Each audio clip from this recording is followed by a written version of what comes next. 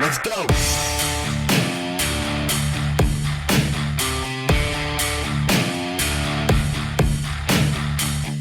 Welcome everybody to another episode of the Halftime Adjustments podcast. I am your host, Derric Benavidez, and I got my best friend with me, Colton McCauley. We are back after this long, extensive turkey dinner break that we've had.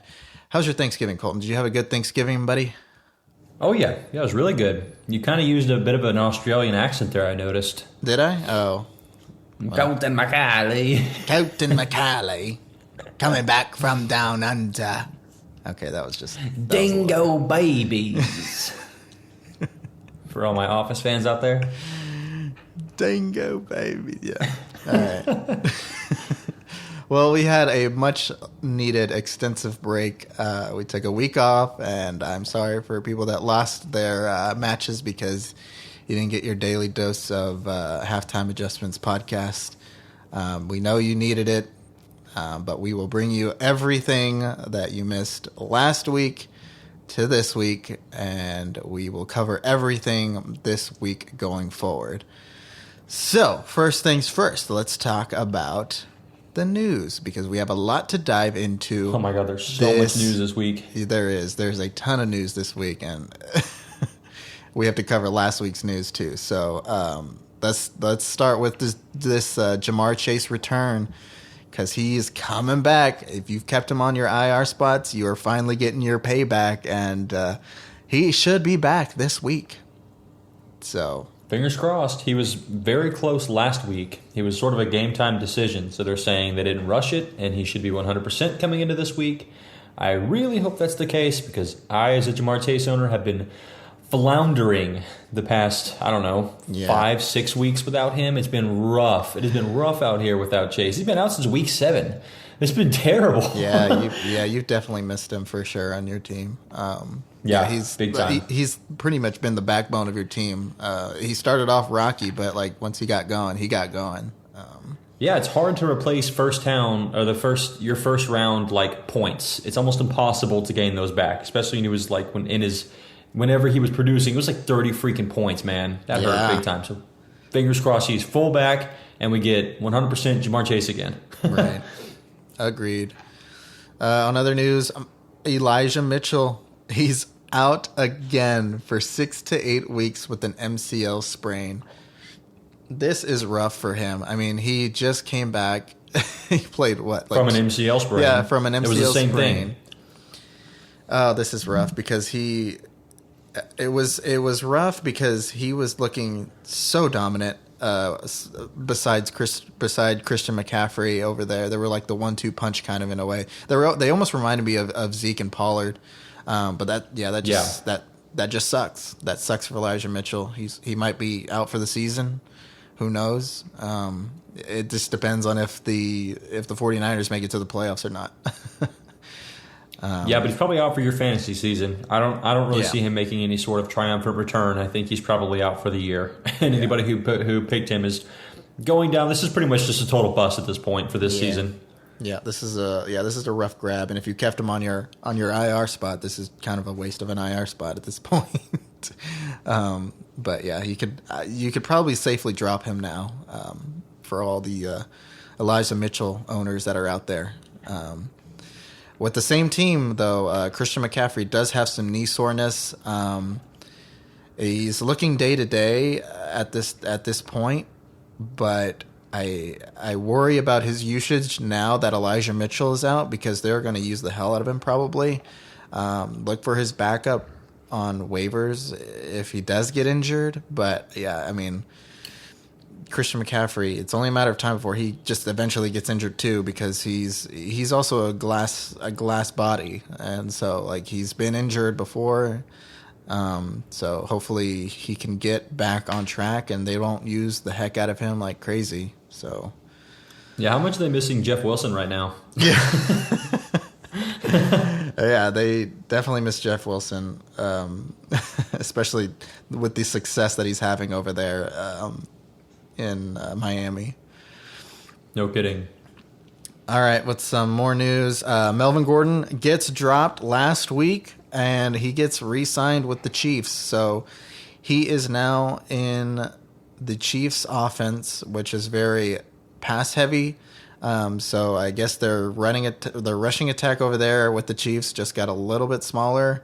This makes me worry a little bit for Isaiah Pacheco. I mean, it's not too concerning because Isaiah Pacheco has been really dominant, but I just feel like you gotta keep that mindset that Melvin Gordon is going to take some touches from Pacheco, which sucks too because he's been dominant. So, I just don't know that there's much to this.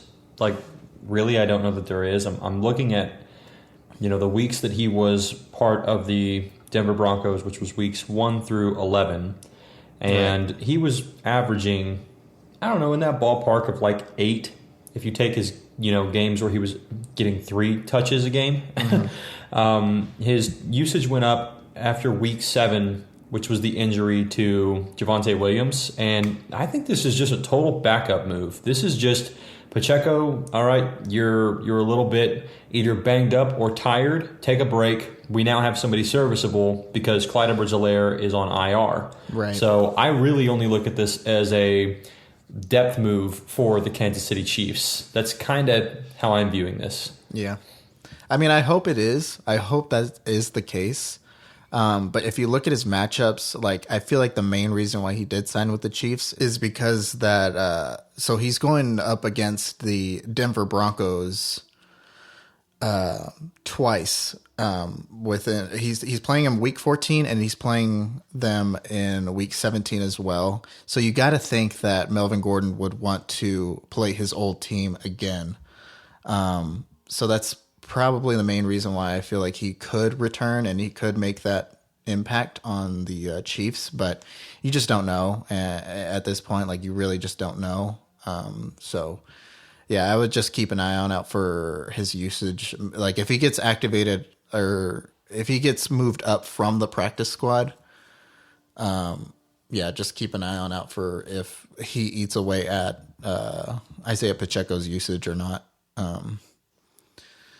But yeah. Yeah, no, you're totally right. That's something to be concerned about, especially with him sort of knowing what could really hurt that defense, having gone against it every day in practice. Right.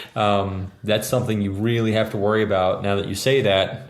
They could be using him in specific packages that he has said, okay, I know their playbook. This is what... I'm going to go on a bit of a tangent for a second, and I know we're sort of pressed for time, so I'll make it fast. I really wonder if players have to sign a confidentiality agreement, an NDA of some sort, to not disclose the playbooks if they get moved to another team. Yeah. Or are they allowed to use the knowledge they have to say, here's their playbook, this is what they're running? Right. Or do they have to keep that as confidential information? Yeah, that's interesting because that might be a main reason why they signed him. Exactly, yeah. Are you doing that just to be able to say, okay, we now know their playbook? Or does that not even come up as a factor? I'm sure a quick Google search would let me know, but just a little thought. So, but yeah, even if he can't disclose that information, he still knows what they're running. Right. He still knows the defensive schemes. He still knows the call-outs. He knows all of that because they're not going to change that at week 11. Right. Yeah. No one changes that in 2 weeks and says, by the way, because we're playing a running back that used to be on our team, we're going to change our entire lingo in defensive communication on the off chance that Melvin Gordon remembered what we're running. Right. So he's going to be able to execute and maybe slice those holes up. So, it'll be interesting to see his usage rate, especially during the Broncos games. That's a great point. Yeah, agreed.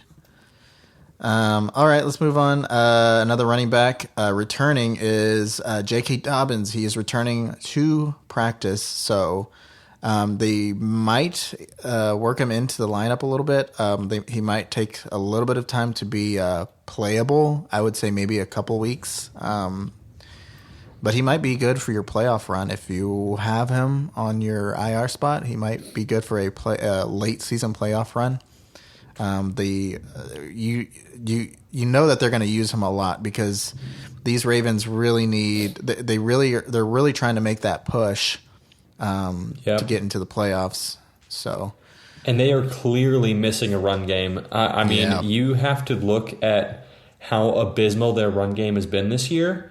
And I think it directly affects what the defenses are scheming up and saying, okay, Lamar Jackson, you are the only guy who can beat us. Right. If it, we're just going to QB spy you every single play. We don't have to worry because you lost Rashad Bateman. We don't have to worry because you lost Mark Andrews for several weeks. We don't have to worry because you lost J.K. Dobbins. You have Devin Duvernay, Isaiah Likely, and Gus Edwards. Best of luck.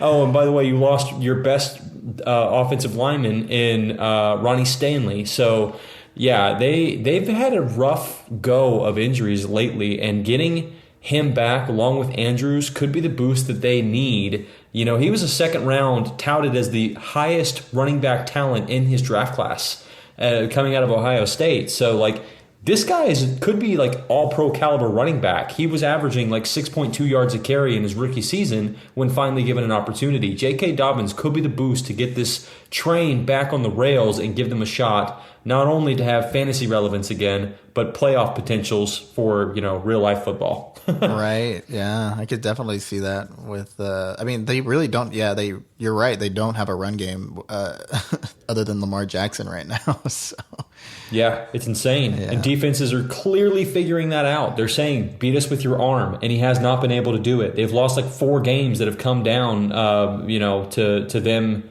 having to maintain a lead, and he has not been able to do it because they can't chew the clock fast enough. Mm-hmm. Yeah.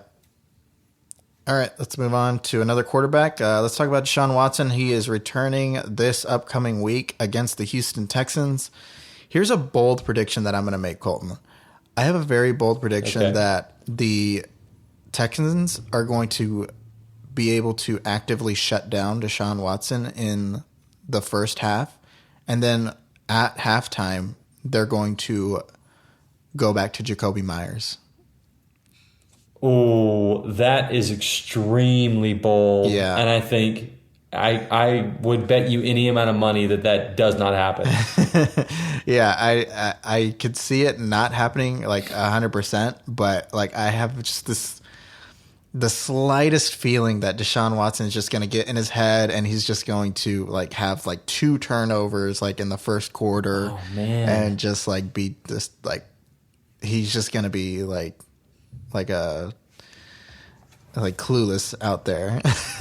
So I mean, we gotta be honest with this. Is a man who has not played football in 2 years. Yeah, it's been a long time since he's played football. Exactly. Yeah, he hasn't played in forever, and he's never played an actual game with this offense.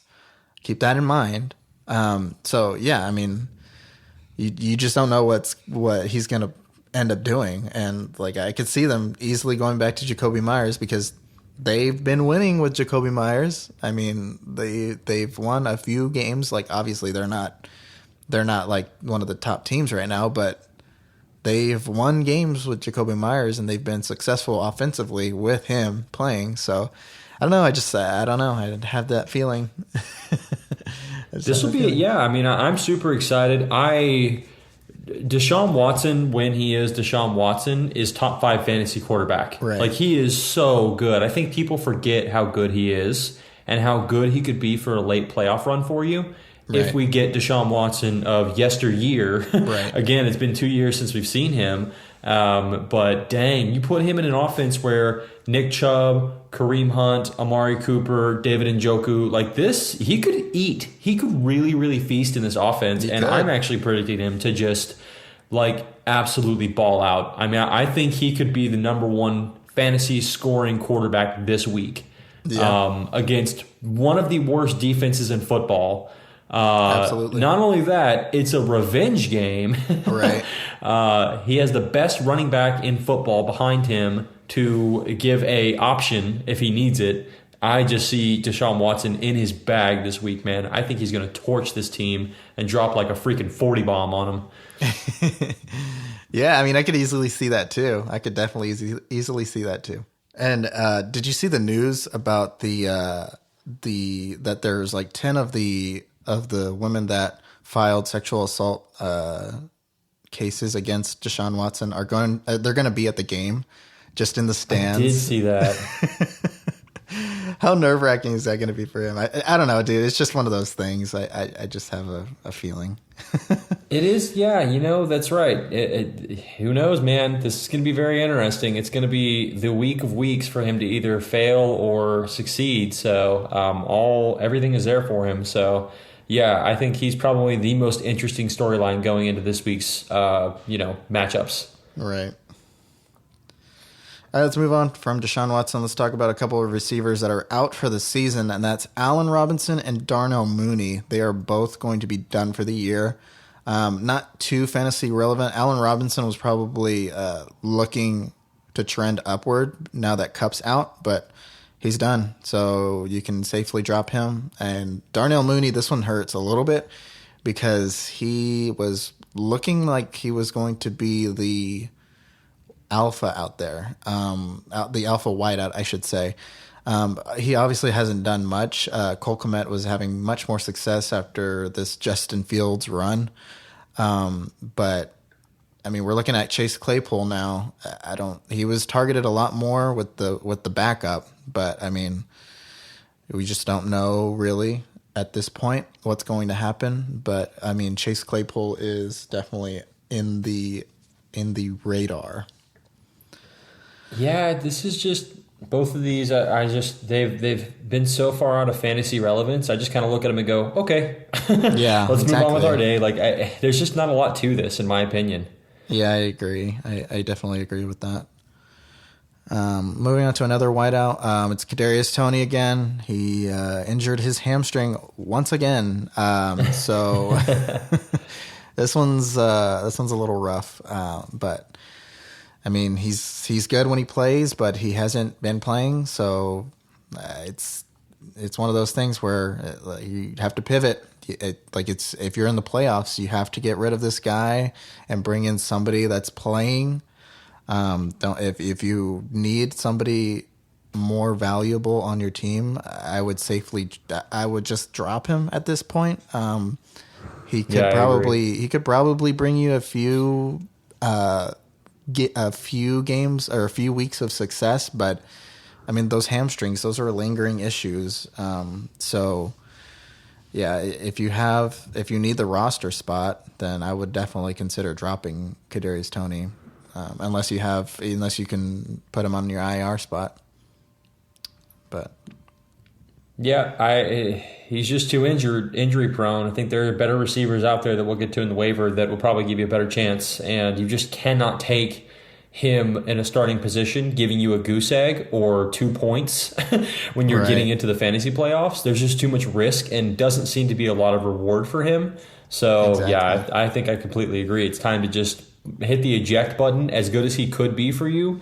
If you're in a dynasty or keeper league and you like the guy, especially more dynasty league, hold on to him on a bench spot. But if you're in redraft leagues, I think it's time to hit the eject button and try to get somebody who, even if they aren't as, their ceiling isn't as high, stability is more important than getting a 2, in your flex position or a wide receiver spot. You need somebody who will, maybe they're only going to get you 10 points at the most, but they're not going to get you 3.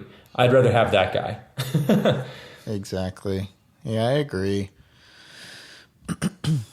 All right, let's move on from him. It's Travis Etienne now who's in the news. He has his foot injury, but he was cleared to return this upcoming week. I would just keep an eye on it for this information or for this news, because they're saying he's good, but they held him out last week because of this injury.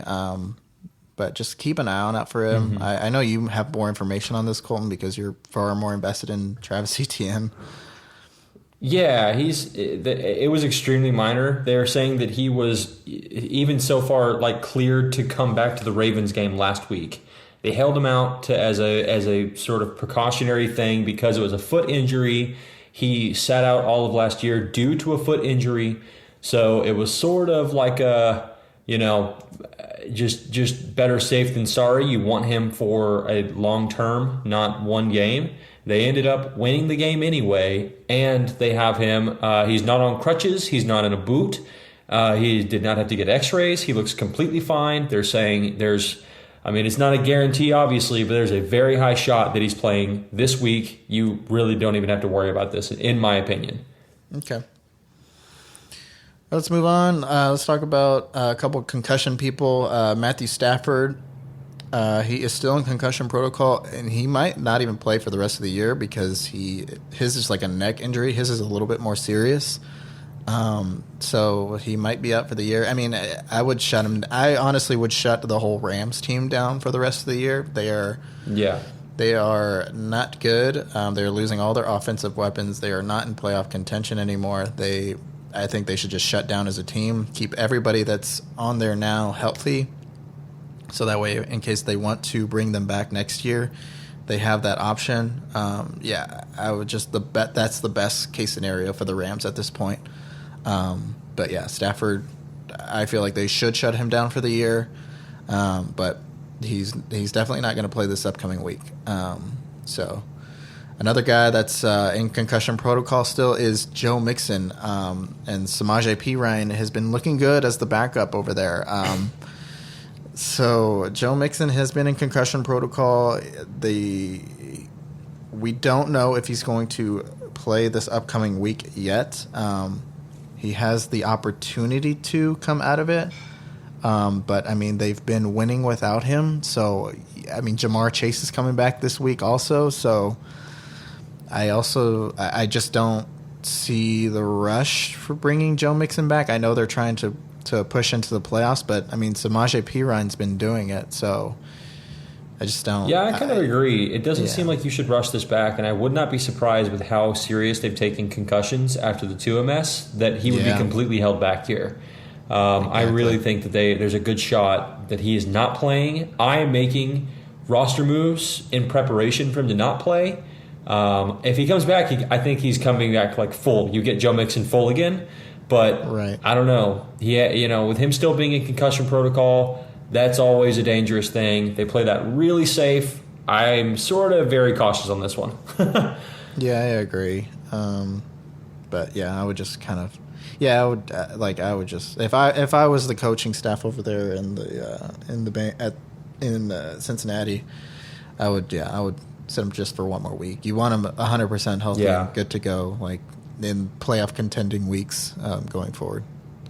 Exactly. Yep, makes sense.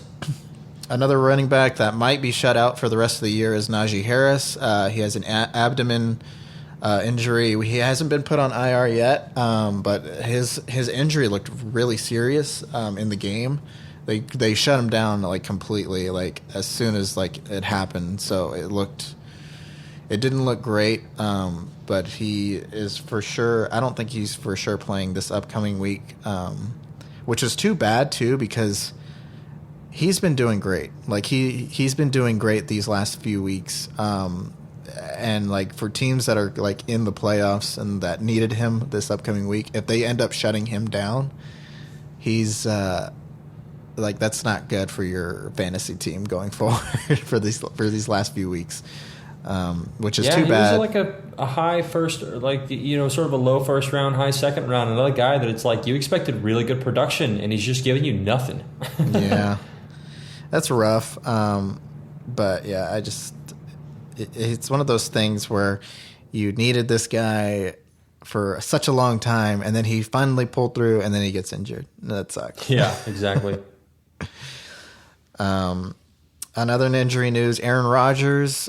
He's planning to play with this rib injury that he has. So, like he went out and said that if we're still in contention, then I still want to play, and they are technically, mathematically, still in contention. It doesn't look like it from the outside, but they are technically still in.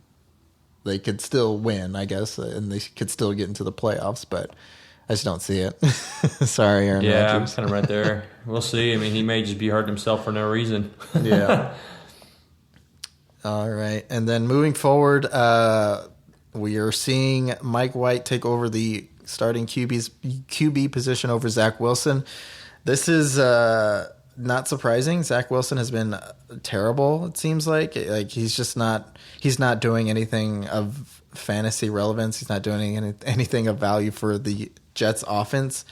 Mike White just played his lights out this last week, over 300 yards, 3 passing touchdowns. It was insane to see.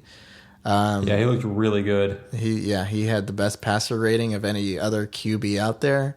I don't see this happening again, though. Yeah, I mean, this I is feel like this was a one-off. Yeah, this was like a one-off. Like this upcoming week is probably another easy-ish matchup for him against the Vikings, who have been not great against QBs. But yeah, I don't. We'll talk about it later in waivers. But yeah, just be cautious. That's all I'll say for now. All right, so let's start talking about the matchups for this week. We have a lot to dive in. We have a bunch of matchups this week. We have only a handful of teams going into bye. I think there's only 2 teams, right? Arizona and Carolina. They're the only teams on bye this week. But let's start with the Bills and Patriots. And what we're going to do is we're going to just basically talk over some of the players that you should be definitely starting and some of the players that you should be fading depending on matchups. And so let's start out with the Bills and the Patriots. You're obviously starting Josh Allen, Diggs, and is that it on the Bills right now? Yeah, I mean, I don't know that Gabe Davis is an absolute must start. Dawson Knox, I don't think is an absolute must start.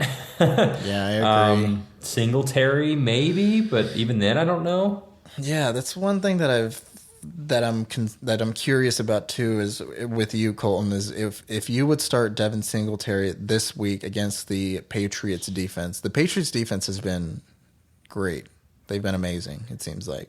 So yeah, I don't think I am. I think there's a lot of good options out there over him this week. Just that defense has been too stout. I don't want to touch that at all. Yeah. Devin Singletary is already a hit and miss guy. I'm not taking these must win weeks on a guy who may get lucky against a really good defense. That's just asking for trouble.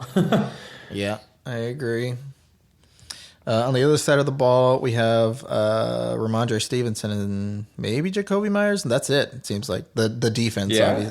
I mean, I don't even think you would play the defense against the Bills this upcoming week. Yeah, this could be. This could be an absolute bloodbath for the Patriots if their defense has to stay on the field the whole game, because the Bills' defense they're really good too.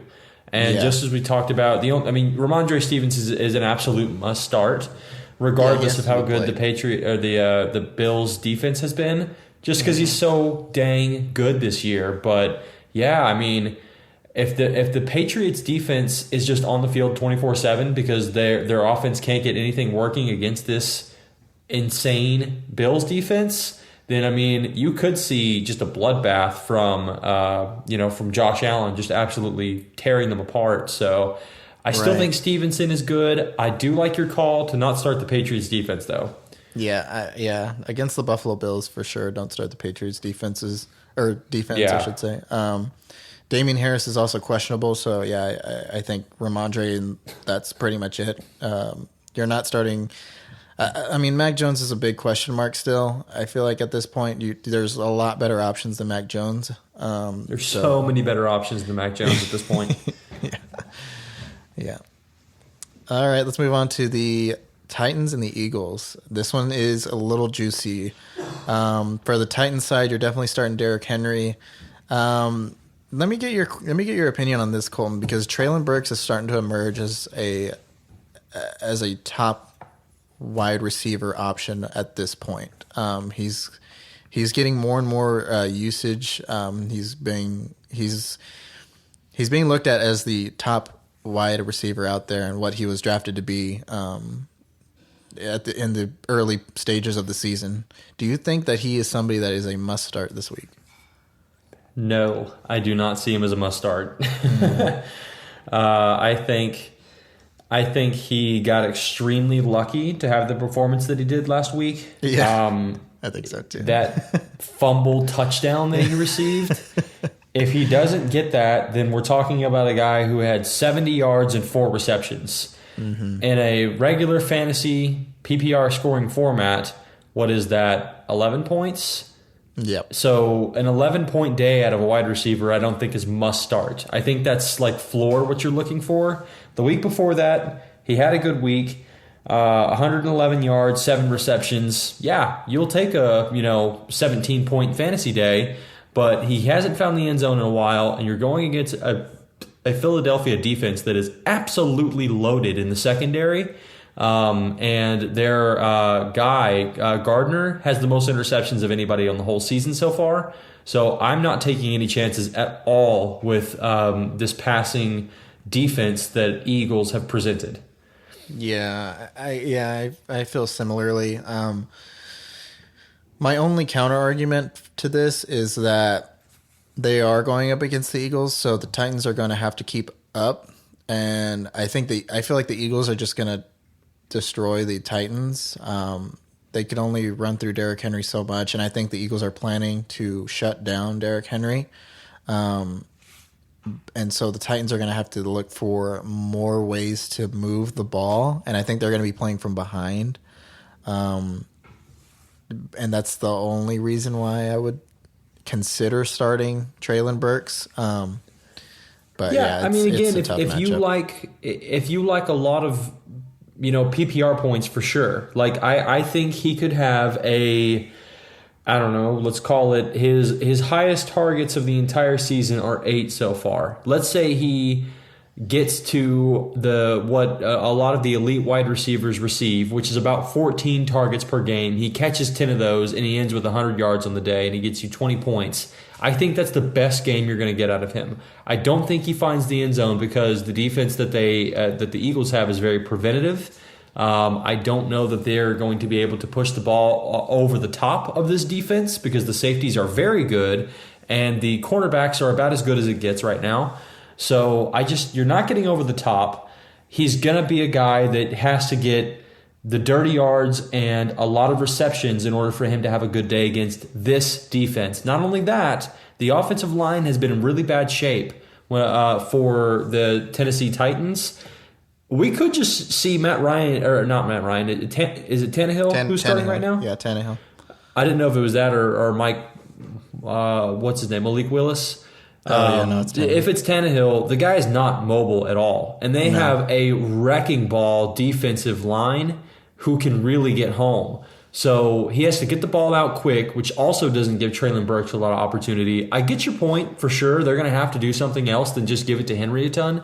But I think when all else fails, they'll just score less points. I don't know that it's going to result in Treylon Burks having a good game, just maybe a lot of targets, which will get him PPR points, but I don't know that it's going to lead to success on a good fantasy day. Just my take on it. I may be completely off base on this, but that's my 2 cents is that I still think he gets sort of, just shut down. Yeah, I get you. On the other side of the ball, you're starting Jalen Hurts, you're starting Miles Sanders, you're starting A.J. Brown.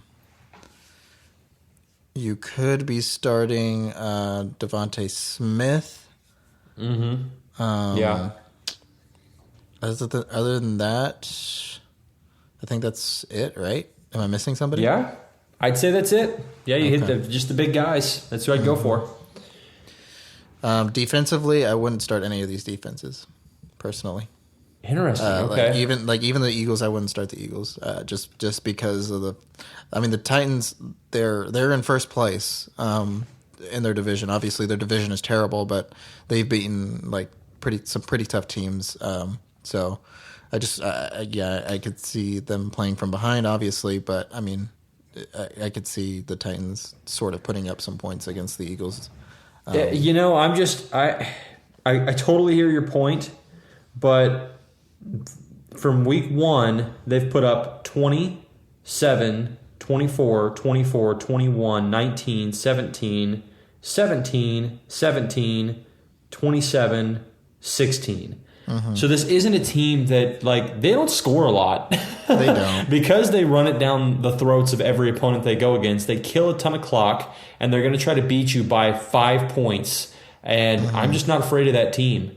They've only put up more than 25 points once in the entire season so far, and you're going against one of the best defense in the league. Yeah, I'm starting Philadelphia defense. I'm not concerned with this team at all. I don't think even if Derrick Henry beats you, they do not beat you as a whole unit, I think there's a possibility for a lot of turnovers for Tannehill. There's a lot of possibilities for sacks. There's a lot of possibilities for fumbles. And there's a lot of possibilities for pick six. I think I'm licking my chops to start the Philadelphia defense this week. Interesting. Okay. Yeah, I mean, the only reason why I wouldn't start So Derrick Henry hasn't fumbled the ball yet. He's fumbled the ball the last game again, and last week he fumbled the ball. Yeah, last week, but they got a touchdown from it, so that doesn't count. Yeah, I'm not so concerned with him fumbling the ball. I'm thinking a strip fumble, a sack fumble, from strip sack fumble, something like that. Tannehill will let the ball go. He's done it a lot, so I think Tannehill is the catalyst that's going to lose them this game. And when Malik Willis eventually comes in, because he is coming in this game. Oh, interesting. Okay. You want to talk about a guy who's going to come in? It's going to be Malik Willis. I bet you he either starts the second half or he comes in the second half of this game. Okay. And when he comes in, I think they clean things up a little bit because you have to change your strategy entirely, and it's hard for a defense, but they will be so far out of the game at that point, it will not matter. Mm-hmm. So, yeah, I think it's going to be such an ugly first half. You get Malik Willis, things calm down a little bit, but the damage will be so far done that it's just going to be a blowout for the Eagles. They're just going to dominate this game in all phases. Okay, interesting. Yeah, I slightly disagree because of the fact that the Eagles let the abysmal Green Bay Packers put up almost 30? It was 33 points against them last week. So. But Aaron Rodgers is a great decision maker. Tannehill is not. Yeah, that's true. You have a guy who can decipher defenses. He can find the holes. Tannehill panics. He throws it up. That's very true. But a lot of the points also did come from Jordan Love after Aaron Rodgers that's went a out of the great game. point, actually. So, you know what? This is going to be a fun game. You got me really excited. I'm going to put a note next to this one. We need to come back to this game and see how it actually went down. Yeah, it's a little juicy. We have a little bit of contrast here. I like it. All right, let's move on to the next game. Let's talk about the Green Bay Packers versus the Chicago Bears. On the Green Bay side, you may start Aaron Rodgers if you don't have any better quarterback plays or quarterback options. He's saying that he's going to play, and they are saying that he will play this week. Yeah, he's been good with Christian Watson, who is also a must-start at this point. He has put up so many good games in a row. Against the Chicago Bears, it looks like he's probably about to put up another good game. Aaron Rodgers could be in play. Christian Watson is definitely in play. You're starting Aaron Jones. And you know who had a good week last week? Finally, A.J. Dillon came alive. He came alive last week. Finally, jeez. If you need a flex, maybe start A.J. Dillon. But, don't expect what he put up last week because, it seems like it's all season. he hasn't done it that much. On the other side of the ball, I kind of agree. That's about it. Maybe Robert Tonyan is the only other guy you consider here, but that is I don't know. That's even a tough one. So I wouldn't start. I saw Alan Lazard on this list too, and I don't think I would start. I don't know. That one's a tough one for me because it's Christian Watson who's performing, and we thought it was going to be Alan Lazard. And once Aaron Rodgers finds his guy, it's his guy. It seems like it's game over. He's just going to get 90% of the targets. So no, I agree. I don't think Lazard's a good start. I don't think Tanyan's a good start. Your list to me is perfect. Yeah. On the other side of the ball, if Justin Fields plays, you're starting him for sure. He's been questionable, so we don't know if he's going to play yet. David Montgomery, he's got to be started. And the receiving core, is it just Cole Kmet? I don't even know that I'm starting Cole Kmet. Actually, you know what? I'm going to say yes, I'm starting Kmet because he's been Fields' go-to target. Yeah. And Fields was out last week, which led to him having sort of a bad week. I would start Kmet. Okay. Yeah, I don't think Chase Claypool at this point, you can't start him, I feel like. No. You just can't. He's got to prove it. Yeah, he's got to have a good game, I feel like. And because I mean Darnell Mooney's out, so somebody's gonna have to get these targets. I mean, he is definitely somebody to keep an eye on. He's definitely somebody you should keep an eye on for. But yeah, I don't know. It's one of those things where you have to watch him do it first in order to add him to your roster or start playing. Oh, absolutely. Yeah, he hasn't done nearly enough. He had a decent game last week, but it, again, wasn't with the right quarterback. So you need to see it put together with Fields first before you start to think, okay, well, maybe he had some good plays, individual plays, that sort of made you think he can do it. But again, only 5 targets. The week before that, only 3 targets. It's just, he's not there yet. Not a guy I'm looking to start. Right. Defensively, I don't think you're starting any of these guys. The Bears defense has been abysmal. And the Packers defense is not going to do great if Justin Fields plays. So, yeah, I feel like you shouldn't start any of these defenses. So, agreed. Yeah, leave them both at home. Yeah. All right, Jacksonville versus Detroit. Oh, this is a juicy one. I feel like this is going to be the highest scoring game of the week, I feel like. I think at this point, for Jacksonville, you're definitely starting. I don't know if you're definitely starting him, but Trevor Lawrence is somebody to keep an eye on for because he's been starting to come alive, especially last week. He's going to have to do it again this week against the Detroit Lions, and the Detroit Lions at home, they put up points. They put up a lot of points. So if they put up a lot of points, they've been on a roll again. Yeah, they've been starting to come alive like they were in the first few games of the season. So Trevor Lawrence is going to have to sling it, and he's going to have to throw it. I think he's a really good streaming option this week. So look for him if Kyler Murray is he's on bye this week. So if you need somebody to start, Trevor Lawrence should be a good start option. Running backs, Travis Etienne, if he plays, he is a must start. Yep. JaMychal Hasty, though, if for some reason if Etienne doesn't play, I think JaMychal Hasty is a good option. He did amazing last week on such a short amount of work that he had. So yeah, and against the Detroit Lions again, which is a really easy matchup for the Jaguars. So yeah, I think the rushing unit over there should be good. Yeah, no, I agree. I still love ETN this week, but I think kind of like you said, JaMychal Hasty, he made really good. He put up really good tape in the limited touches he had. So if they use ETN sparingly, he could be a very good flex this week. But I mean, other than that, I don't know that there's many people I'm comfortable starting on that side of the ball. I think for receiving options, I think it's Christian Kirk. I mean, Zay Jones is looking great at this point, but he's one of those you got to consider the matchup too, because the matchup is really good. So I think Christian Kirk is he should be played. I feel like Christian Kirk for sure.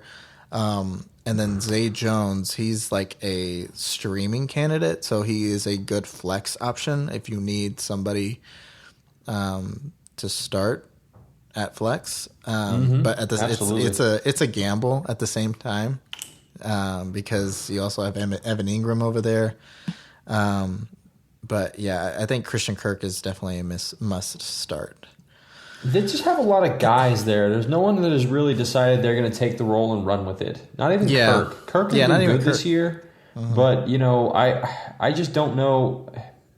I say that he's actually the wide receiver 10 on the season, and it's weird because you wouldn't think so. He has a 7, a 1.5, an 8, a 5.5, a 6-point performance. He has a lot of duds in there. To be wide receiver 10 on the season, it doesn't really feel like he's taken over and said, all right, I'm the X, give me the ball. I don't know. He gets a lot of targets. I agree with you. I think he's a must start, but man, this team is very it's built very weird this year, and I would not be surprised if in the draft they went and targeted a top-tier wide receiver to give Lawrence. Yeah, I wouldn't be surprised either. I could definitely see that happening. All right, on the other side of the ball, that's it for the Jaguars, right?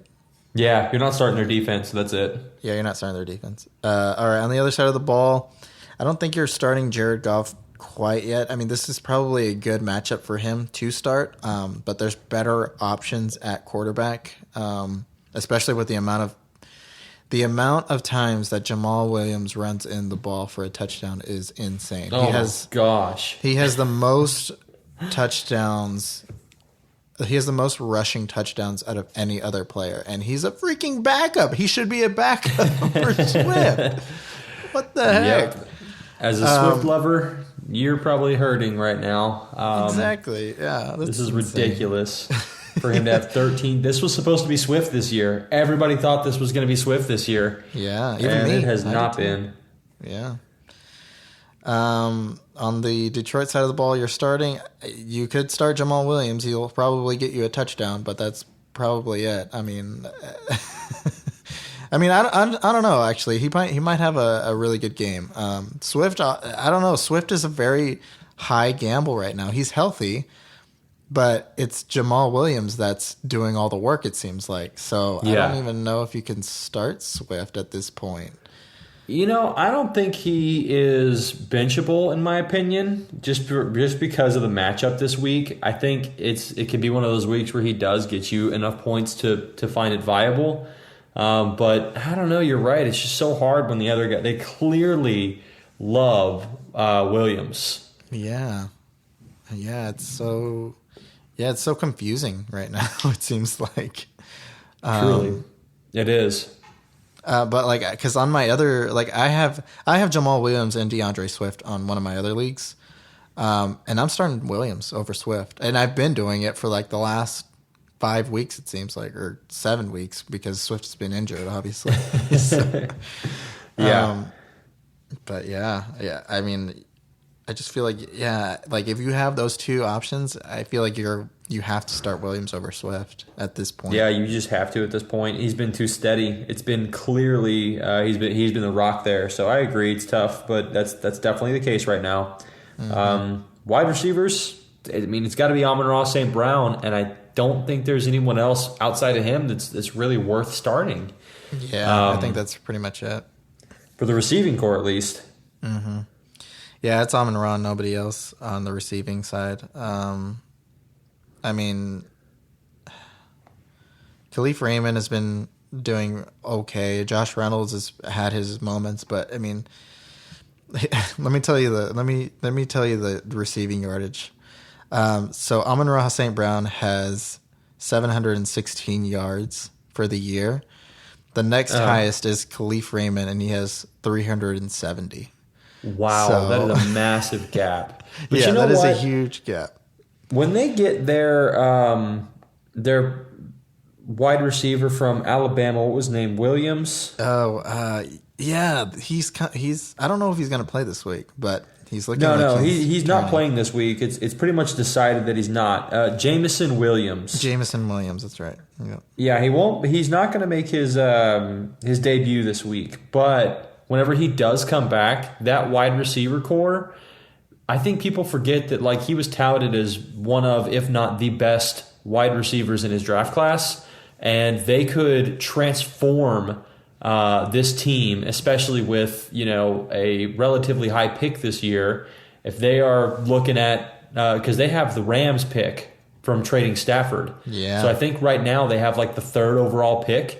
If they decide, they have a few ways they can take this, but if they decide, okay, we are going to go for one of the top quarterbacks, and they get Stroud or they get Bryce Young, then you're looking at a completely transformed roster for them with Williams and Amon-Ra and Swift and Penei Sewell.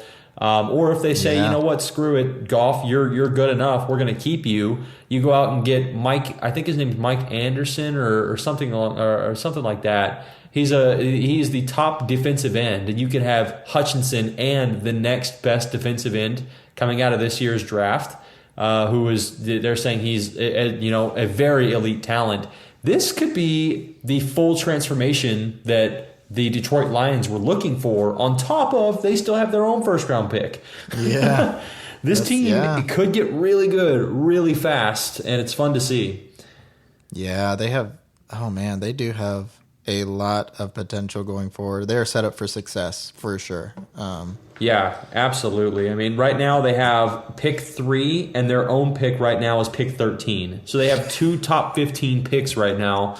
That's freaking loaded with an already elite offense, from what it seems, and a promising defense. Yeah, for sure. All right, you're definitely not starting the Lions defense either. Let's move on, though. Let's talk about the Browns versus the Texans, the Deshaun Watson comeback revenge game. I wouldn't start Deshaun Watson, though. I'm starting Deshaun Watson on that side. I know you are, but I don't know. I wouldn't. I mean, it's a really good matchup. And I could definitely see him throwing like a ton of touchdowns, but I don't know. I just feel like I would have to see it first, and I don't see it this week. You want to know who I'm starting Deshaun Watson over this week? Who? Take a guess. Just it is another mobile quarterback who I think also has really high potential. It's not Jalen Hurts. Nope, I'm starting him over Lamar Jackson. Oh yeah. I was going to talk about that one later, but yeah, I would definitely him. Yeah, I'm starting the shaky Deshaun Watson over Lamar Jackson this week. So I think he's a definite start. Okay, you think he's a must start? I don't think he's a must start though. So we're gonna see how this one shakes out. We got a little bit of contrast. This week. I'm putting another asterisk next to this game. We'll come back to this one and see how it ends up. You're starting Nick Chubb. You're starting Amari Cooper. Donovan Peoples-Jones is starting to look a little juicy too. So he is. Maybe a flex play. Yeah, maybe at a flex play. Donovan Peoples-Jones looking good.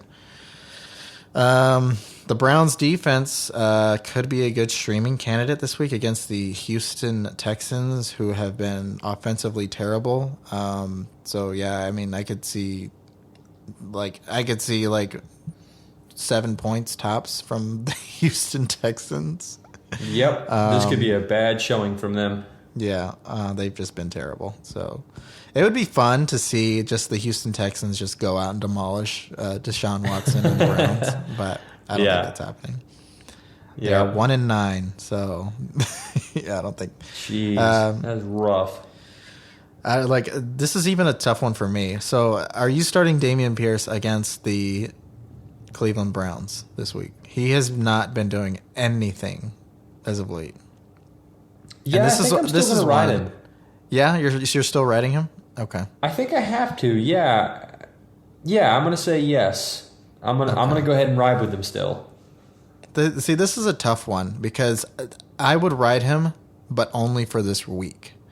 I think if you're going to play him any week, it's this week.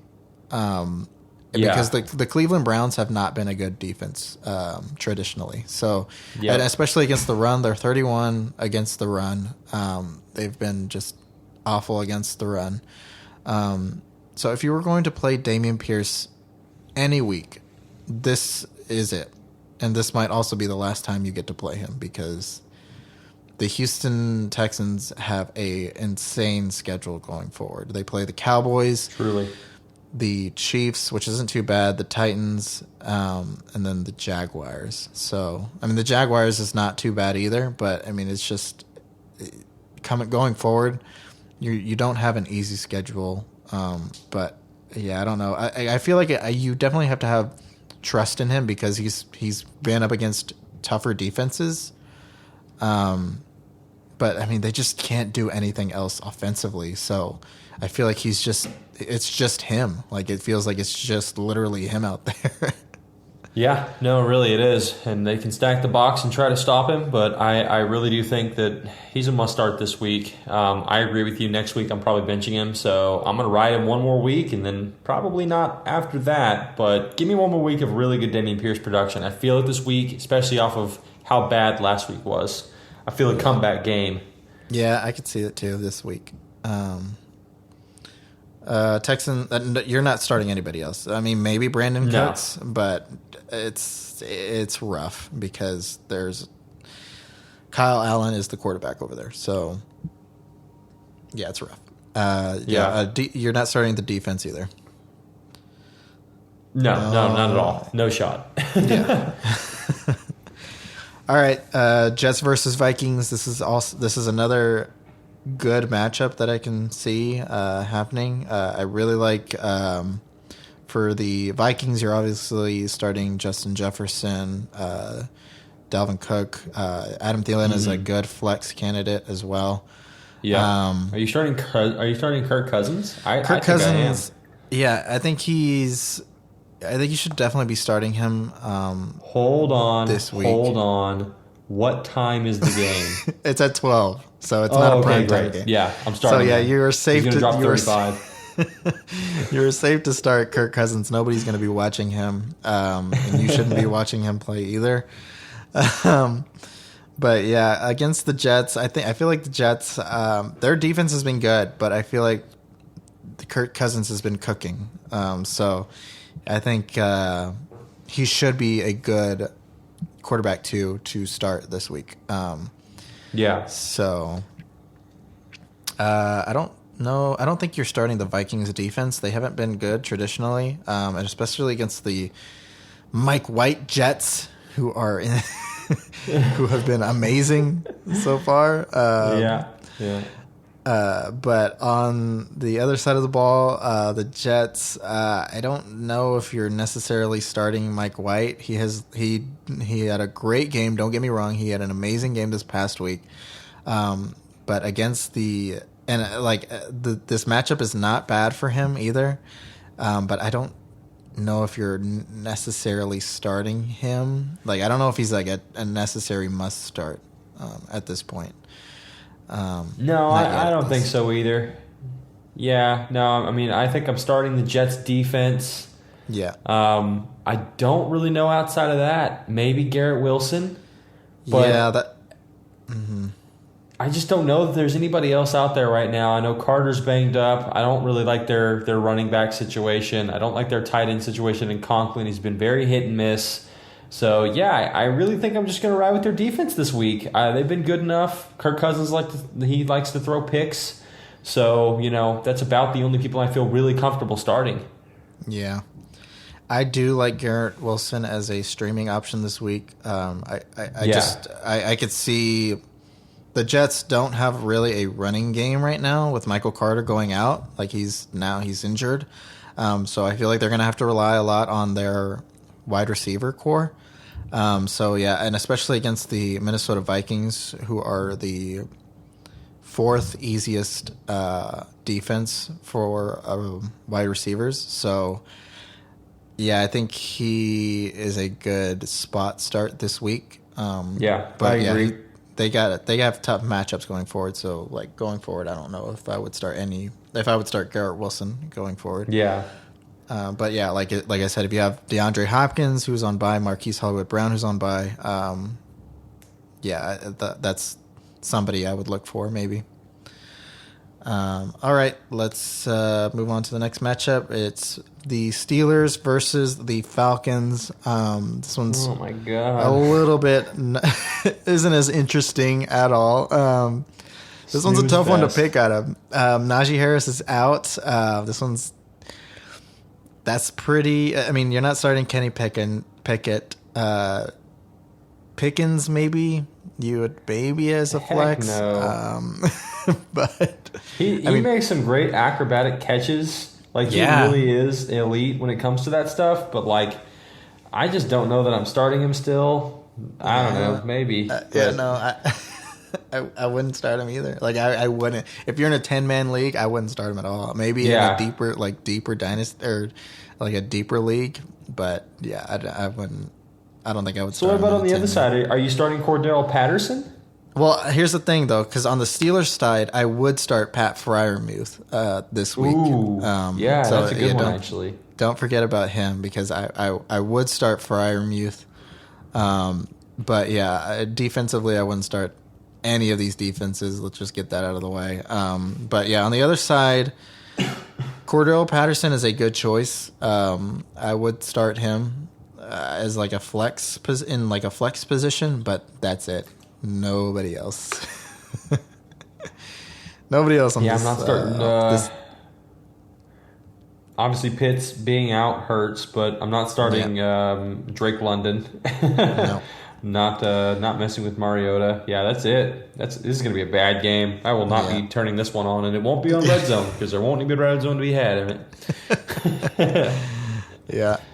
All right, let's talk about another game. Let's move on from this trash, and let's move on to some other trash. The Denver Broncos versus the... Well, I mean, I shouldn't say that. The Denver Broncos versus the Baltimore Ravens. This is going to be a pretty quick matchup, I feel like. On the Denver Broncos side, you're not starting Russell Wilson. You could start Latavius Murray. I mean, he's not doing too bad. I'm not starting anyone from this team. I wouldn't start him either. Not a soul. Yeah, not a soul. Cortland Sutton? No, not with Russell Wilson throwing him the ball. Yeah, I wouldn't start him. No, I'm not starting anyone. Have you seen that Twitter page that tracks Russell Wilson's touchdowns compared to how many toilets he has in his home? There's a page out there that is just dedicated, and right now the toilets are winning, and they have been all season. He has 12 toilets in his freaking house, and he's thrown like 7 touchdowns, and the toilets are winning handsomely at the moment through 12 weeks. What a terrible, terrible quarterback. Oh my gosh. This may go down as the worst trade ever. Like, ever. They have Somebody's got to get fired. Yeah. It's got to be Nathaniel Hackett, right? Yeah. Nathaniel Hackett's getting fired. First of all, let's just say that Denver have the 4th overall pick in this year's draft at the moment, but they don't because they moved it to Seattle. So Seattle have pick 4 and pick 16. They look like geniuses because they also get next year's first round pick, don't they? Yep, they do. Wow. Yeah. Wow. I mean, this is dumpster fire. So what did they trade here? What did they trade? I don't even know the full thing. They traded. I know they traded 2 players away, as well. Yeah, they traded. Fant away. Picks. I want to know what picks they received back. Was it 2 first-round picks or 3 first-round picks? Here, let me see. I'm looking too. Wow. So they get Denver's 1st and 2nd rounders for the next 2 drafts, as well as a 5th rounder in 2022. So they get the 1st and 2nd round. So at the moment, they're picking at the top of the 1st, the top of the 2nd, and next year's 1st and 2nd rounder from this organization for what seems to be one of the worst trades in NFL history, at the moment at least. And they fully guaranteed his contract. So it's like if they took the cap hit, it's like $110 million cap hit this year. They did that right before the season started, too. That's so... Yeah. Oh, my gosh. That's terrible. Literally just a complete... This is how you turn into the next Cleveland Browns right here. Your quarterback does awful. You tie up a ridiculous amount of cap space. And you handicap a franchise by taking away their 1st and 2nd round picks for multiple years. Man, I'm not touching that roster with a 10-foot pole. Dang. Yeah, I'm sorry, Broncos fans. That's rough. Your ride is about to be on the freaking Oregon Trail. Is what you're about to be. You're about to be all catching diseases or dying because this is about to be an ugly ride. Yeah. Oh man, on the other on the other side of the ball, you're not. I don't think you're starting the Broncos defense against the Ravens. Broncos defense has been really good, but not against the Ravens. So Nah. on the Ravens side, Lamar Jackson is a very risky play for me. Against the Broncos, he has not been performing really well, and against the in this really. This is the playoff primer season, so you need him to perform well. But I can see him not getting that many points this week against the Denver defense. But the thing is that the Broncos aren't going to put up that many points, and it's so bad starting anybody against the Broncos because their offense is bad, but their defense is good. Yep. So they're not. This is going to be a low scoring game, I feel like, and I don't think Lamar Jackson is. If you have a better option at quarterback, I would definitely go somebody else over Lamar Jackson this week. But it's pretty much the case. It's been the case for the past freaking 5 weeks for him. I picked him up in week 6. I think I traded for Lamar Jackson. No, I traded for Lamar Jackson after week 3. After he put up a 38 point performance, and he has done not even remotely close to that since. So he's been a total letdown so far, which is weird because he's quarterback 5 on the season.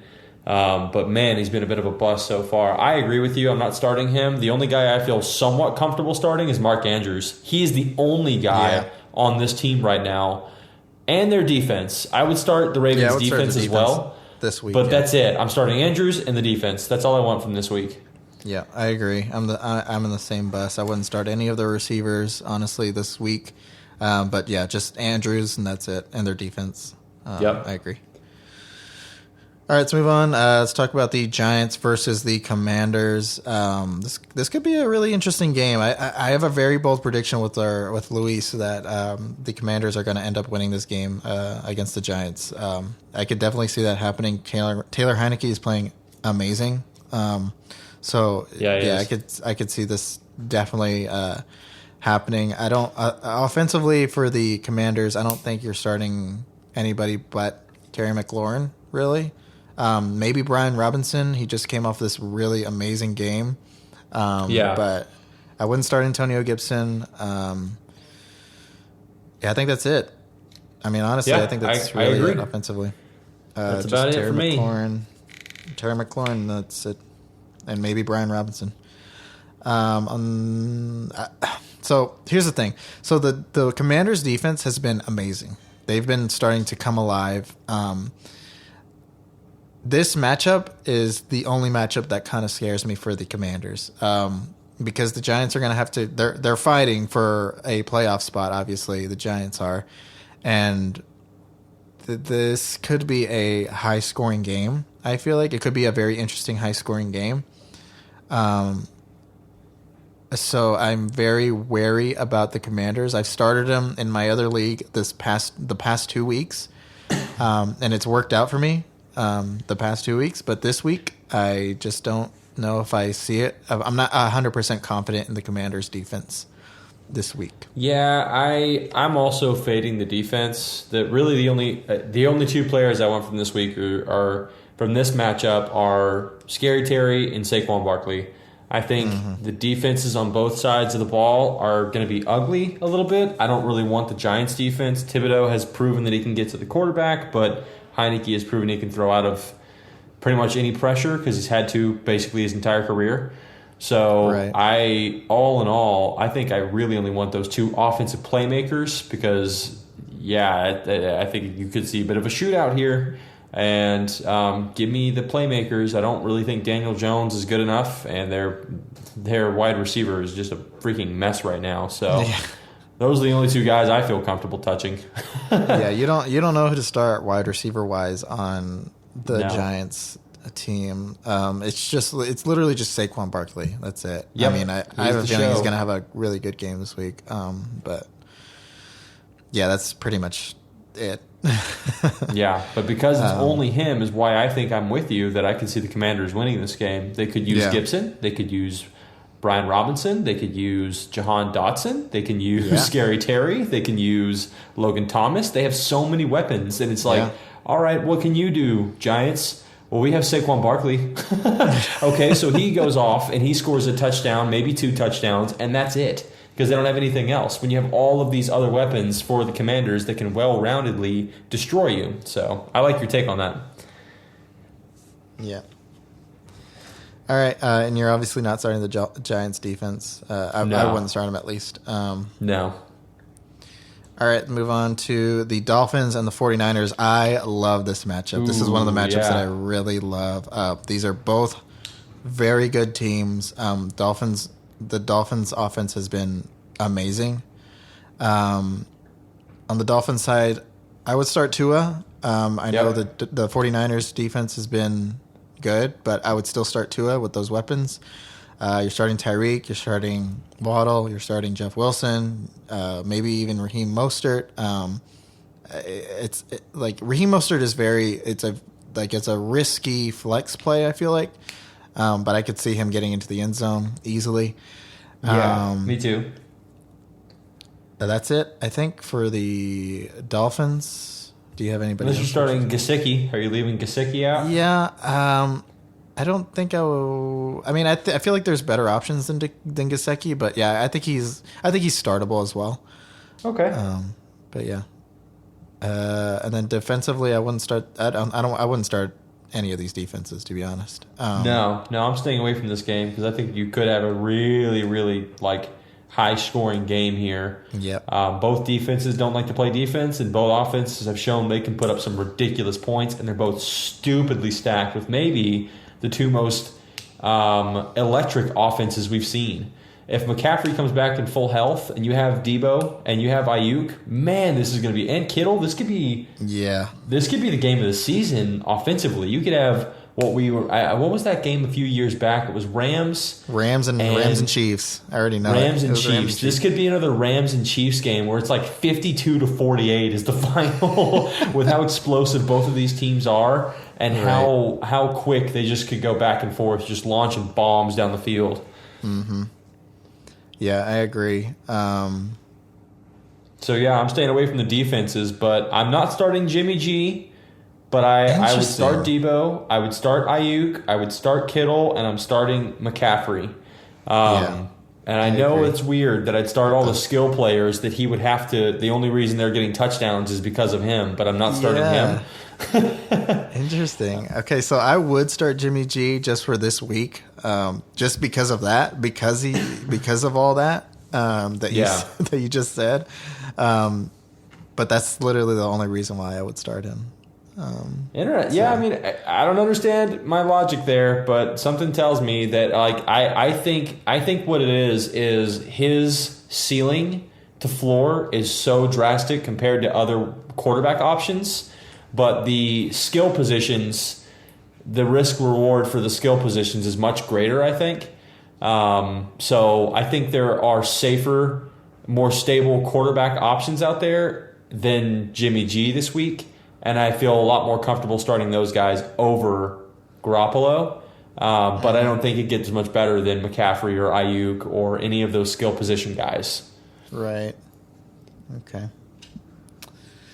All right, let's move on. We could probably talk about this game all day long because it's really good. But let's move on to the Seahawks versus Rams. On the Seattle side of the ball, you are starting. I would start Geno Smith. I would start Kenneth Walker. I would start DK Metcalf. I would start Tyler Lockett. Do you have anybody else? I think that's it, right? Yeah, that's pretty much it. Yeah. Rams, you're starting nobody. You are not starting a single person on the Rams team. Do not start anybody from the Rams. They are they're like at the bottom of the barrel right now.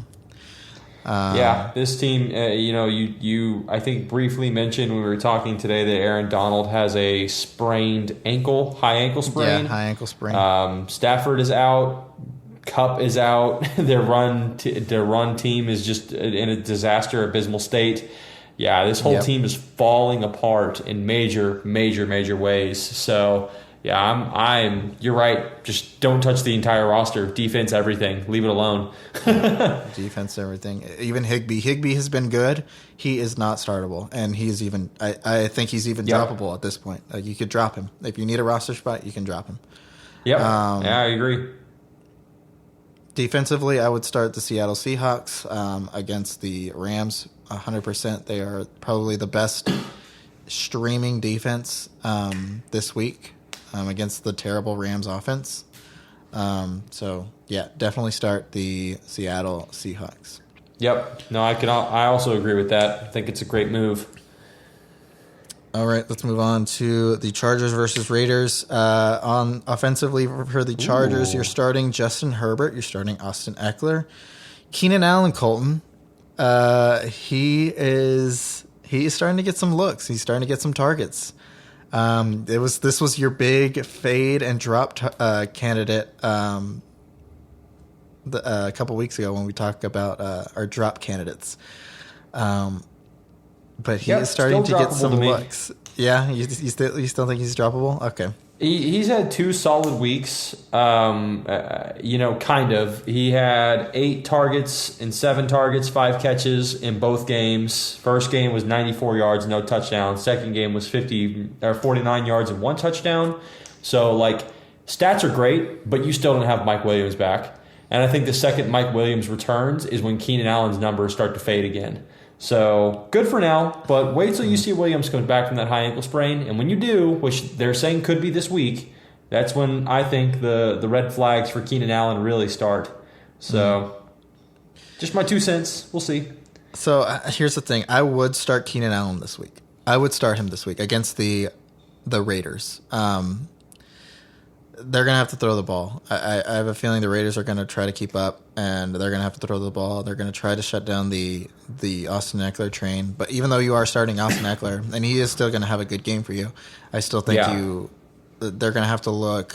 Justin Herbert's turning it on right now. He's coming alive, and he's starting to look like he had a great game this last week, and he's starting to look like what he looked like last year, which is what you want to see from somebody that you drafted so high. Well, all he needed is a freaking wide receiver or anyone deciding they want to show up. It's not like the guy was trying to do this. It was no one could stay healthy for him. Yeah. Oh man. On the other side of the ball, you're not starting Derek Carr. I wouldn't start him at least. No. Josh Jacobs, you have to start him. You have to start Josh Jacobs. Yeah. Even if he's questionable going into the game, you just have to start him, I feel like. Devontae Adams, you're starting him. Foster Moreau, he is a touchdown-dependent candidate. Yep. But that's about it. Yeah, I actually would start him this week. I like him as a starter, and I think that's kind of where it ends for me. I don't think I'm starting either of these defenses. No defense you're starting. Both defenses have been just terrible, it seems like. Yeah. All right, let's move on to the highest over-under game, which is the Kansas City Chiefs versus the Cincinnati Bengals. With Jamar Chase coming back, this is going to be really interesting. There's so many names to go off of here, but let's start with Kansas City. You're starting Patrick Mahomes. You're starting Travis Kelce. Isaiah Pacheco is startable. Yep. For the wideouts, though, this is where I get a little confused because it was supposed to be Juju. I know they were working him back last week, but I don't think he's 100% startable at this point. No, I think my list ends at Pacheco. I don't think it goes any higher than that. That's okay. Where I feel comfortable ending it. Right. Okay. Well, then we can stop there because you are not starting the Kansas City Chiefs defense. No. On the other side of the ball, you're starting Joe Burrow. You're starting Jamar Chase. You're starting T. Higgins. You're starting Mixon if he's healthy. Yeah, you're either starting Mixon, or I would start Samaje Perine if Mixon is out. Yeah. And I think that list ends there. I think Hayden Hurst is a good option too. but you probably already have a better option at tight end. But Hayden Hurst is a good option to have on your team. Hurst, I should say. Hayden Hurst, not Hurts. I agree. But yeah, if you're desperate for a tight end, he is a good spot start this week. Defensively, you're not starting. You're not starting any of these defenses, I feel like. Yeah, you shouldn't be. If you are, you're in some bad shape because these games could be another shootout style game. So yeah, this could be a big game for sure. Let's move on to Colts versus Cowboys. Oh man. Okay. Bloodbath incoming. It's gonna be rough. I'm not starting anyone. Yeah. I mean, I guess. Jonathan Taylor, Michael Pittman, I think is where my list ends. Yeah, I don't even think I would necessarily start Michael Pittman. Yeah, Jonathan Taylor, and I don't hate that. Yeah, I totally can understand not wanting to touch that guy with a 10-foot pole this week. Yeah, I mean, he just came off a good game, like a good-ish game, I should say. He got a touchdown, but against this Dallas defense. Dallas defense is so good. They are just too good right now at this point. And I even think Jonathan Taylor is a risky start as well. Really is. Micah Parsons is a game wrecker, and I think this could be really, really ugly. Exactly. On the Cowboys side, you're starting. You could start Dak Prescott. I think he's startable at this point. You're starting Tony Pollard still, even though he just came off this bad week. You're starting Zeke. I would start Zeke as well. You're starting CeeDee. You're starting Schultz. Yep. Michael Gallup is I don't think I'd start Gallup. Option. No, you wouldn't start Gallup? Okay. No, I don't think so. I think there's too many mouths to feed, and he's the one who could fall off. Okay. Yeah, I could see that too. He hasn't been producing that much. Yeah. And I think this week, this is going to be an easy game for the Cowboys to clean up. It should be at least. But don't make this difficult, Cowboys. Yeah. Don't play with your food. Yeah. So, I can see this one, being a bloodbath, like you said. I would start the Cowboys defense, and that's it. No Colts defense. All right, moving on to our last but not least game on Monday night. It is the Saints versus the Buccaneers. This is a tough one for the Saints. It's hard to start anybody, I feel like, at this point. Would you agree? Did you say Kamara? I was saying that it's hard to start anybody at this point for the Saints. Oh, no. The only guy I feel like I'd be comfortable starting is Chris Olave. Right. He has seemed to be the only bright spot on that roster, and I do think I'm comfortable starting him.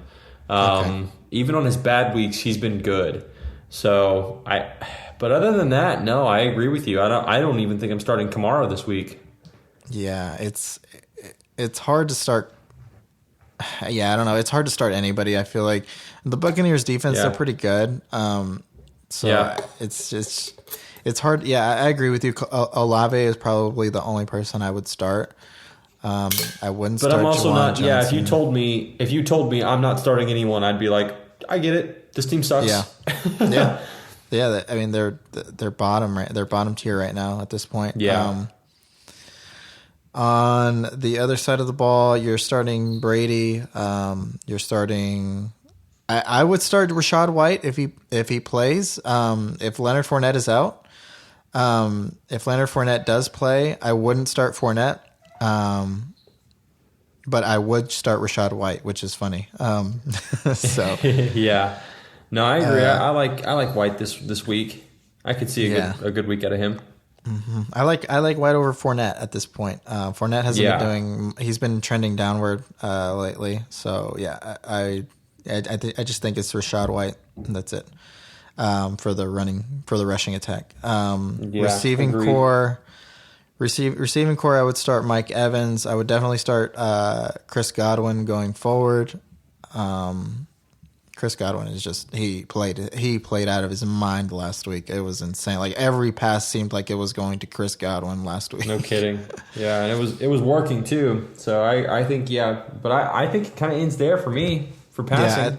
I don't think I'm starting Julio.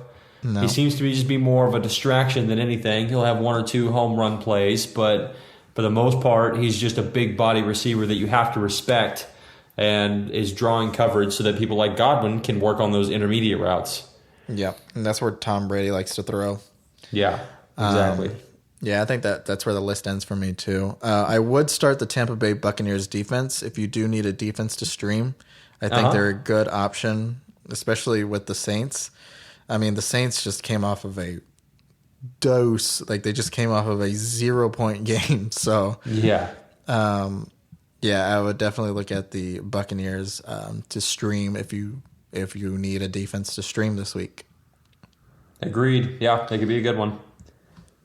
Yep. All right. Well, that does it for our weekly game preview. Let's move on to King of the Hill. Finally, let's get to this. And we haven't been able to do this in a couple weeks, and I'm itching for some King of the Hill. So our winners last week were Josh Jacobs and Justin Jefferson. Josh Jacobs is just 300 yards, 3 touchdowns. What are you doing? Like, what are we? Yeah, are you serious? 300 yards. That's just too much. That's too much. And an 86-yard run in overtime to win the game. What a beast, dude. What a freaking beast. Oh, man. Yeah, he's ridiculous. So good. So good to see. All right, let's start with running backs. Colton, I want you to go first because I chose first. So you go first with your running back, Prince of the Hill, and running up the hill options. Sure. Yeah, I can't believe you left these guys on the table. When you say your picks, I went with Nick Chubb as my Prince of the Hill. Pretty obvious. He's going against the worst run defense in football at the moment. The worst team in football. And he's probably the best running back in football. So to me, he doesn't have obviously the pass catching upside, but he's dangerous, man. I think it's Nick Chubb all the way. And on the other side, for my running up the hill, I went with Travis Etienne. I just really like Etienne a lot, and I'm not really concerned about the injury. So give me some Etienne. I like that. Yeah, I like those picks. I mean, Nick Chubb was the other guy that I was on the fence about. Yeah. But yeah, I agree. I think he is going to be a good pick this week. Yeah, for sure. For my Prince of the Hill, I chose Austin Eckler against the Vegas Raiders. You just saw Kenneth Walker come off of a pretty decent game. I can see Austin Eckler doing some damage here, especially in the passing game. Justin Herbert is starting to come alive with him, and he's starting to utilize him more effectively. So I can see Austin Eckler performing his best this week. And for my running up the hill, I'm going with Jeff Wilson. And Jeff Wilson is playing his here. Yeah, I feel like it is too. Jeff Wilson is going up against his ex-team, and I feel like they're going to put up a lot of points. And I could see Jeff Wilson scoring 2 touchdowns this game. Ooh, okay. So you're expecting a pretty good game from him. So yeah, I am expecting a pretty good game from Jeff Wilson, and which is rough because I have Tua on my team. So I definitely need Tua to play good this week. But I could definitely see Jeff Wilson stealing a lot of those goal line touches, and I could see a lot of touchdowns coming his way. Yeah. So. Yeah, I don't hate it. I don't hate the pick. It's a bit of a risky one, but that would be pretty sweet if it came together for you. Well, I hope it does. All right, let's talk about your wide receiver choices for Prince of the Hill, Colton. Oh man, I robbed the bank on this one. I used my crafty knowledge of working in between the gray here to select for my Prince of the Hill, A.J. Brown. Pretty obvious. He's going against Tennessee. Tennessee has a very bad defense, and it's a revenge game. So players normally play out of their mind on revenge games, and quarterbacks normally like to give their players a chance to go nuclear against their old team. So I think he'll get a lot of targets. I think he'll try to make them pay, and I think he'll be able to do it. If that fails, I think my running up the hill is a very, very good chance. to also produce ridiculous because since he's been out for so long, Jamar Chase falls outside of the top 15. He's wide receiver 18, which means I'm able to select him. So I am going Jamar Chase as my running up the hill. Oh, man. You know what? That was a really good choice, and I hate that I let you go first because Jamar Chase would have been my running up the hill choice. Yeah, you let me go first, and I took advantage of it. Yeah, you sure did. All right. For my Prince of the Hill for wide receiver, I went with Devontae Adams against the Chargers. I feel like that's the only way they're going to be able to beat that's one of the main reasons I should say that they're going to beat the Chargers. If they could, I don't think they will, but if they had any chance, it's through Devontae Adams. And then for my running up the hill choice, I'm going with Chris Godwin. He just came off an amazing game. They're going up against New Orleans. I feel like Chris Godwin could benefit very much from this game. So, yeah, give me some Chris Godwin this week. I feel like he could do back-to-back good weeks. I actually really like your picks, too. I can tell you this, though. I actually think that one of us, for sure, one of us are hitting this week. Ooh. I am so I feel it in my bones that one of us are hitting this week. So big. Someone's taking the lead because they're both at 1 right now. Yeah. So someone's taking the lead this week. Oh, you're getting me all hyped up. Let's move on to our waivers. We'll do this real quick. The first guy that we want to talk about is Zay Jones. He's starting to come alive. He's only rostered in about 30% of leagues at this time, but he is starting to have some good rapport with Trevor Lawrence, who is also starting to come alive. So look for Zay Jones. Do you agree, Colton? Yeah, no, I agree. He can be one of those guys that sort of comes along in the second half for you in the playoffs. So I like it. Mm-hmm. Another guy to stream this week is Garrett Wilson. We talked about him earlier. This is probably one of the last matchups that you could probably have success with him. But he's going up against the Minnesota Vikings, who are going to put up points, and the Jets are going to have to put up points to keep up. They are also a playoff contending team. So, yeah, I mean, just get the ball to Garrett Wilson, and that might be the only way that you could probably save the Jets or keep the Jets in contention with this against the 8-2 Vikings. Yeah, he seemed to be their top target over the past few weeks now. So, yeah, I agree. I think he's a good spot start for just the week. Yep. All right. Next person is Mike White, and we will talk about him. A little bit because this is kind of a riskier waiver pick. I don't know if I necessarily because he's on waivers for a bunch of other he's on a bunch of other people's radars right now because he just came off of an amazing game. That seemed like it was his ceiling for me. I don't think he's going to ever do that again. Do you agree? Yeah, I completely agree. It was a really good performance. I think they're going to start him again from what it seems, but I don't think he's going to put up anything close to that again because now teams can scheme for him. And there's a little bit of film, and I just don't see it. I don't see it this week. Yeah, I also don't see it either.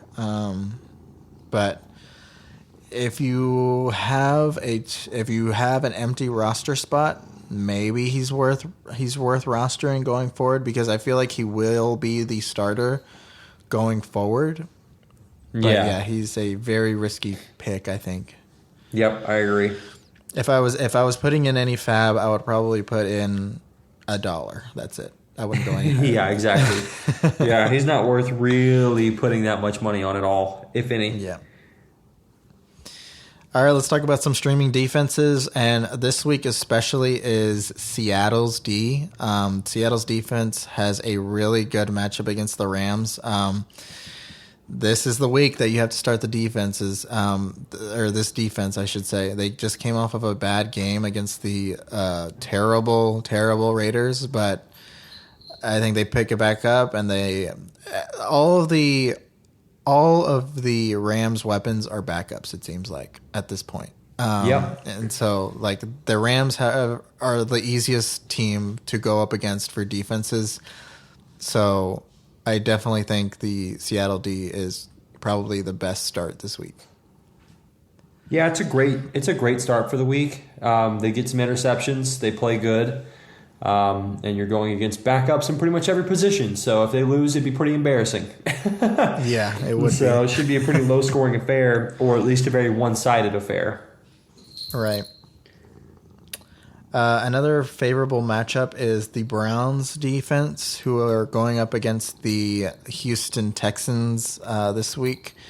The Browns are very interesting because they have been historically terrible at defense right now. But if you were to play him any week, it would be this week. But going forward, they have a really easy schedule. So if you're in playoff contention, start looking at the Browns. I would say, right, Colton? Do you agree? Yeah. This is a team that I would look to stash. I've been doing this through the year. I've been thinking a week or so ahead, 2 weeks ahead. I think you have to try to stay ahead that way. And the Browns are a team that they have really good postseason matchups. Postseason normally starts around week 16. They verse New Orleans week 16. They have Washington week 17, and they have Pittsburgh week 18. We've talked about Washington maybe being the only viable threat there, but New Orleans has been a dumpster fire. They just laid a goose egg. They're pretty terrible. In Pittsburgh, we just talked about they're without Najee Harris, and he could be lost for the rest of the year.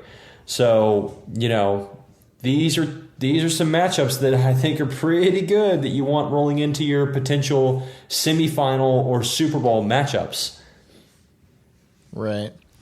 Yeah, I agree. I think, especially the week whenever they go up against the Saints, I think that could be that could launch you into probably the Super Bowl if you play them, because they are going up against an easy matchup. So, yeah, I agree to a point. I wouldn't start him. I don't think I would start him against the. I wouldn't. I don't know if I would start. Who are they going up against in week 17? Commanders. The Manders. I don't think I would start him against the Manders. They're starting to come alive with Taylor Heineke. That's the only reason why. But yeah, looking forward, I think they are a great start in the playoffs for sure. Yeah, absolutely. There's some favorable starts there, and if you're floundering for a defense and you want sort of an edge, I think this is where you get it right here. Yeah, agreed. All right. I think we pretty much covered everything. I appreciate everybody for sticking around for this extended episode of Halftime Adjustments. This is a really long one, right? Where are we at with time? Yeah. This is going to be a long episode, but we there's so much information that'll be so useful, especially coming up for the playoffs. Exactly. Yeah. So we're glad that everybody stuck around to the very end of this episode, and we hope that you guys win your matchups this upcoming week. Thank you for listening to us on Spotify and Apple Podcasts. You can reach out to us at the halftime_ADJ on Twitter, halftime_ADJ. And we will see you guys next week. Thank y'all. Later.